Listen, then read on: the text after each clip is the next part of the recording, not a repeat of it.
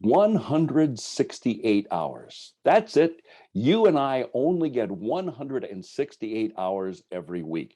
The president gets no more, no less. The most productive person you know gets the same 168 hours. And yet, many of us feel that there's never enough time to get important things done.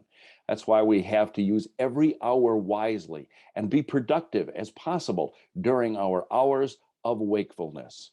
We'll be talking about the not enough time syndrome today. Hi, I'm Dave Edwards. Thanks very much for joining me today. Hey, I want to remind you that I have an ebook available. I'd love to send it to you for absolutely no cost. All you have to do is ask for it, that I know you will find helpful. So all you got to do is ask for it. I'll be happy to send it to you.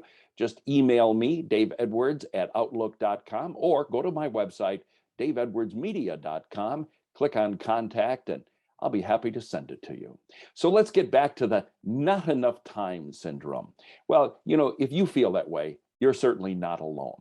When researchers talked to American workers, about half said they hardly have enough time, and 2/3 of workers said they always feel rushed.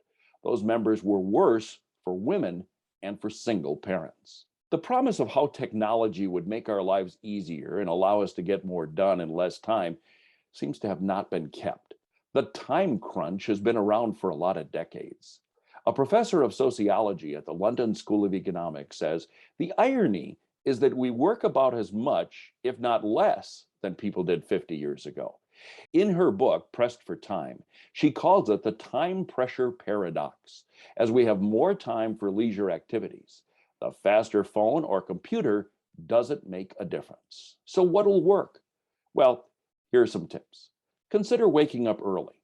Many studies show that successful people get up early and begin with a morning routine that allows for exercise, meditation, and for planning. Stop multitasking. You might think that doing more than one thing at a time will allow you to be more productive, but actually the opposite is true. Multitasking damages the brain. We're not wired to focus on multiple tasks at one time. Avoid distractions. In his book, Driven to Distraction, Ed Hallowell says many people have what he calls culturally generated ADD. For example, who thought working at a noisy office, a coffee shop, or an open concept office was a good idea? It's just not easy to stay focused if you have other people and other noises around you. Don't view a long to-do list as a badge of courage or a statement of your importance. George Etkin, an assistant professor of marketing at Duke University, found in her research that we sense a feeling that we're time constrained, yet we're more time affluent than we think we are.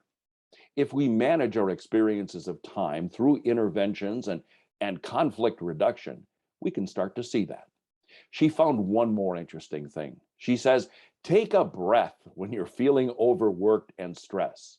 Breathe slowly and 5 counts in, 6 counts out. That can reduce the feeling of anxiety and make you feel like you have more time. If you want to get over the feeling of stress and the fact that you're not managing your time most efficiently, I'd suggest you take a look at my course on productivity and time management.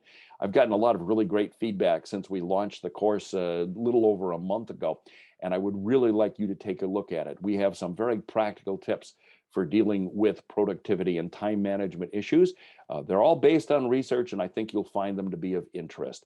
So check out the course. daveedwardsmedia.com is my address. Click on courses, and you'll find the information there. In the meantime, stay productive. I'm Dave Edwards, and we'll talk soon.